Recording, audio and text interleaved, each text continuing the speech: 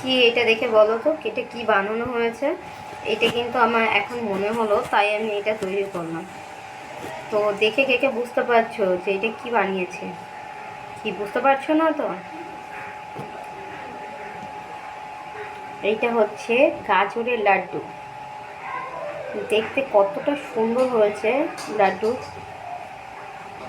আমি ভেবেছিলাম, তো যেহেতু এটা আমি প্রথমবার বানিয়েছি নিজের হাতে, তো আমি ভেবেছিলাম হয়তো ভালো হবে না, আগে পরে বানাইনি তো। তো পরে দেখলাম যে না, খুব সুন্দর হয়েছে। আর দেখতে যেমন সুন্দর হয়েছে, খেতেও তো কিন্তু খুব টেস্টিও হয়েছে। মানে কি বলবো, মানে মানে প্রথমবার নতুন কিছু নিজের হাতে বানালে যে ভালো লাগাটা থাকে, তো সেটাই।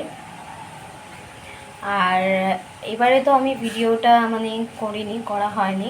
আমি ভাবলাম প্রথমবার একবার ট্রাই করি, তারপরে আপনাদের সাথে করে দেখাবো। তো যেহেতু খুব সুন্দর হয়েছে, তো পরের বার অবশ্যই আপনাদের সাথে শেয়ার করব যে আমি গাজরের লাড্ডুটা কেমন করে বানালাম। তো এই লাড্ডুগুলো কার কেমন লেগেছে অবশ্যই জানিও।